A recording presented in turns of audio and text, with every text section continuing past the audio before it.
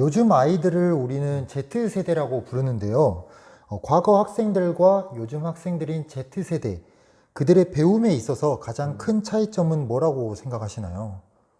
네, 아이들의 가장 큰 차이점은 그 어떠한 정보를 받아들이는 차원이 네. 다양화됐다라고 볼 수 있습니다. 과거에는 우리가 어떤 지식을 얻기 위해서는 문자 매체인 책이라든지 네. 아니면 학교에 와서 좀 상급자, 즉 교사의 언어를 통해서 배우는 방법밖에 없었습니다. 하지만 요즘 아이들은 시간과 장소를 극복을 해서 언제 어디서든 네. 원하는 지식을 다양한 매체를 통해서 배울 수 있습니다. 아, 어떻게 보면 아이들한테 더 이상 그런 자료가 없어서 못 배우는 현상은 없게 된 것입니다. 네. 그럼 앞으로 미래 교육은 어떻게 변화할 것으로 보고 계시고 학교는 어떤 모습으로 나타날까요?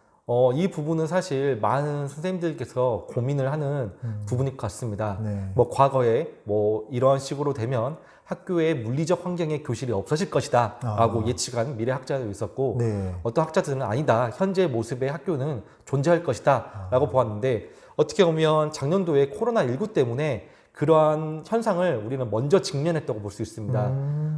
아이들이 학교에 오지 않았지만 수업은 일어납니다. 네, 맞습니다. 어떻게 보면 과거에 이제 더 이상 학교가 필요 없다, 물리적 환경이 필요 없이 인터넷을 통해서 모든 강의를 배울 수 있다라고 했지만 그 이후에 오히려 더 학교 교육이 강조되고 있습니다. 그 이유는 학교에서 하는 것은 지식 전달로만 끝나는 게 아니라 네. 지식 전달 이외의 것들이 더 많이 요구되고 부모들이 원한다는 것이 어떻게 보면 코로나19 이후에 드러났다고 볼 수 있기 때문에 학교 교육의 중요성은 점점 더 앞으로 더 강조가 될 것으로 보입니다. 그럼 이제 궁금한 게 왜 학생들은 온라인 교육을 선호하는지 이게 좀 궁금하거든요. 어떻게 보면 학생들의 지금 학습 양식에 네. 맞다고 볼 수 있습니다. 학생들은 태어나면서부터 유튜브를 보고 태어난 아이들입니다. 맞습니다. 어떻게 보면 자신이 원하지 않지만 네. 부모가 강제로 보여줍니다. 네. 시청각 매체에 굉장히 익숙한 아이들이 온라인 환경에서 온라인을 통해서 배우는 게 굉장히 익숙하고 특히나 온라인 환경은 지속적이거나 어떻게 보면 끈기를 많이 요구하지 않고 내가 원하는 시간 때 끊어갈 수 있고 다시 보기가 가능합니다. 네. 하지만 학교에 와서는 일괄적으로 짜여진 틀에서 내가 배울 수밖에 없습니다. 맞습니다. 다시 돌려보기도 안 됩니다. 그런 환경이 어떻게 보면 온라인 교육이 아이들의 학습 양식과 딱 들어맞기 때문에 더 선호한다고 볼 수 있습니다. 그러면 미래 교육에 있어서 좋은 학습자란 뭘까요? 좋은 학습자. 어떻게 보면 학생들이 디지털 리터러시 역량이 좀 필요하지 않을까 싶습니다.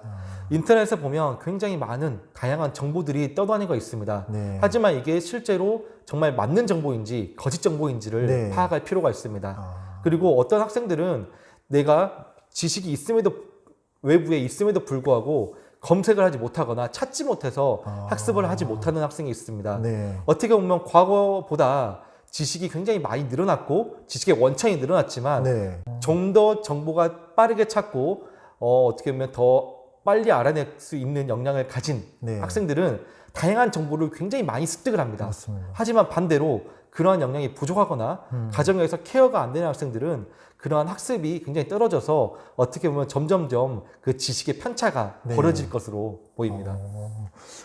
그러면 대표적인 온라인 교육 또 그것의 성공 사례를 하나 말씀해 줄 수 있으세요? 작년에 이제 미국에 무크라는 게 네. 있습니다. 무크.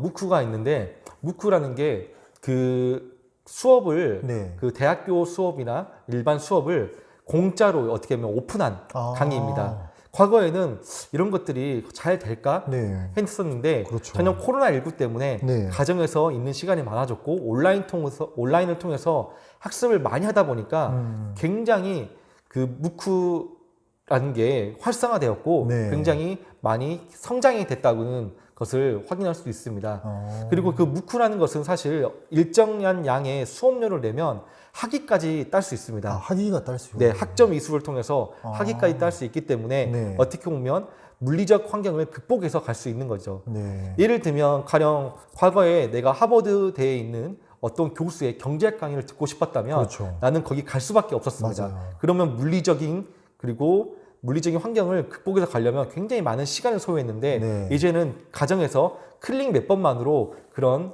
굉장히 중요한 강의라든지 내가 원하는 것을 시간을 극복해서 들을 수가 있습니다. 어떻게 보면 많은 학생들에게 많은 지식이 열려 있다고 볼 수 있습니다. 그럼 그 무크라는 것도 저도 이용할 수 있는 건가요? 네, 무크라는 게 모든 사람한테 열려 있는 오픈 소스이기 때문에 네. 원하는 사람이 원하는 시간대, 원하는 장소에서 들을 수가 있습니다. 아, 그 무크라는 게 미국에서 시작됐지만 우리나라에도 K무크라고 해서 네. 지금 K-MOOC. 도입이 되어 있습니다. 네. 그래서 국내에서도 뭐 서울대라든지 서울권에 있는 유수 대학에서 많은 교수님들이 강의를 올려놓고 그거를 자유롭게 우리가 수강할 수 있게끔 열려 있기 때문에 K무크도 이용을 한다면 많이 도움이 될 거로 보입니다. 그럼 이제 미래 사회 그리고 미래 교육을 잘 대비하기 위해서 저를 포함한 현장에 계신 선생님들은 좀 어떻게 준비하면 좋을지 그게 또 궁금합니다. 현장에 있는 선생님들이 어떻게 보면 새로운 것을 배우는데 두려움이 좀 많이 네. 없어야 될 것 같습니다. 어떻게 보면 새로운 환경에 노출되고 네. 새로운 걸 배우는데 교사들은 굉장히 두려움이 있습니다. 왜냐하면 내가 모른다는 것을 노출하는 순간 뭔가 내 전문성이 떨어지게끔 보이지 않을까라는 그런 걱정이 있고 맞아요. 조바심이 있는데 그런 걸 다 내려놓고 어떻게 보면 새로운 것을 잘 받아들일 수 있게끔 열린 마음을 가지고 네. 접근하는 것이 중요하다고 봅니다. 어떻게 보면 작년 이맘때만 하더라도 지금 줌을 통해서 온라인으로 수업한다는 것이 상상이 안 됐습니다. 그렇죠. 상상도. 하지만 지금은 많은 선생님께서 활용을 했고 이제 그 줌으로 수업하는 걸 넘어서 어떻게 하면 쌍방향 수업을 더 내실화시킬 수 있을까까지도 연구를 하고 있고 많은 선생님들이 더 활성화시키는데 노력을 하고 있습니다. 그만큼 많은 선생님들은 굉장히 능력이 다 있으시기 때문에 네. 그런 새로운 것들 배우는데 네. 두려움을 극복하고 모르는 거에 대해서 부끄러우지 않으셨으면 합니다.